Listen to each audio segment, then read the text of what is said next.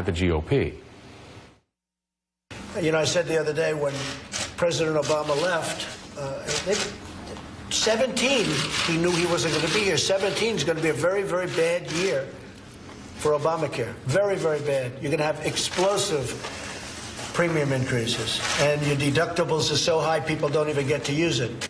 Joining me now, Democratic Congresswoman Val Demings of Florida. She sits on the House Oversight and Government Reform and Homeland Security Committee. She's also the former Orlando Police Department chief. Congresswoman, it's great to have you with me. And listening to President Trump there, is any part of what he said true about 2017 really being the year for people maybe not being able to even afford premiums on Obamacare?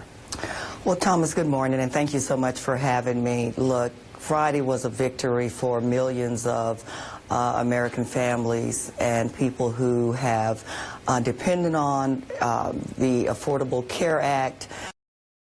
I have benefited from the Affordable Care Act, and yet again, what President Trump is saying is not really based on reality. We know that there are some changes. We all need to work together to improve Obamacare, but certainly if you listen to the stories of families, many of them I've listened to in my district, the Affordable Care Act has saved lives, have helped them to improve their quality of life, their health, the health of their children.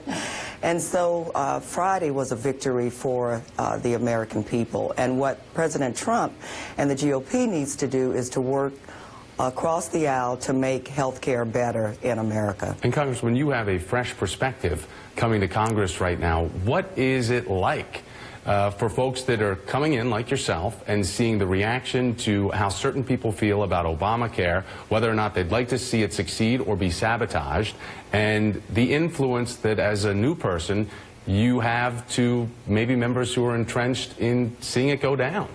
Well, Thomas, as you know, I spent 27 years in law enforcement and served as the chief of police. And coming into Congress, I really believed that I could also make a difference. Didn't really focus a lot on party, but it's really about what's right and what's wrong. And what I've seen, especially in this debate on health care, it's really about what's right and wrong. And the president, obviously, it was a great defeat for him. I think he needs to spend more time trying to build relationships with his party and also learn how government works. I really don't believe he has any idea the role that government plays in the lives of people, and especially those who need it the most. And so as I've done all of my life working to serve people and to make things better, especially for the most vulnerable, I will continue to do that in Congress. But I have to tell you, it's been an interesting 66 days for us. I'm sure it has. For you, but this is how Senator Bernie Sanders responded to President Trump's statement in an interview last night. Take a listen to this. We should be proud as a people that we defeated that proposal. It makes me a little bit nervous that the President of the United States is apparently working and hoping that a major federal plan will fail. And I hope that he doesn't sabotage it.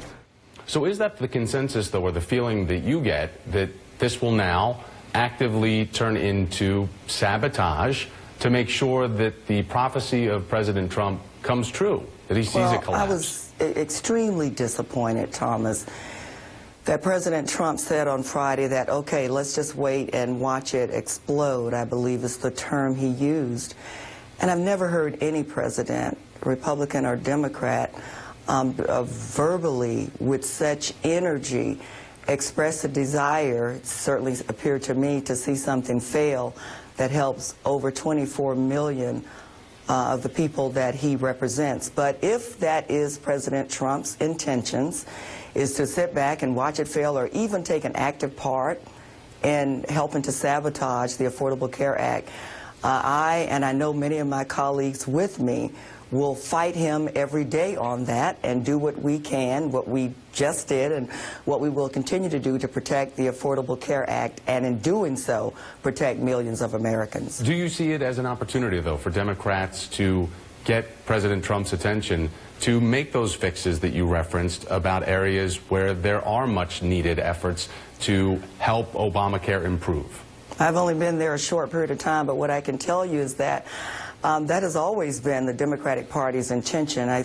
We said from the very beginning, when the law was passed 7 years ago, that we still need to work together to improve on the law. And so regardless of what is coming out of the White House, because, you know, every day we're not sure what's going to come out of the White House, Democrats will work to improve the law, and we certainly hope that our Republican colleagues on the other side, who represent many people, as you've heard over the last few weeks through the town halls, who depend on Obamacare, will join us in that effort. Congresswoman Val Demings of Florida, great to have you on today. Thank you very much, and I hope you're keeping a diary of everything that's taking place. I am. You know, Thank you, freshman to Thomas. freshman, as you are new to the Hill, I'll bet it is quite a learning lesson. Take care.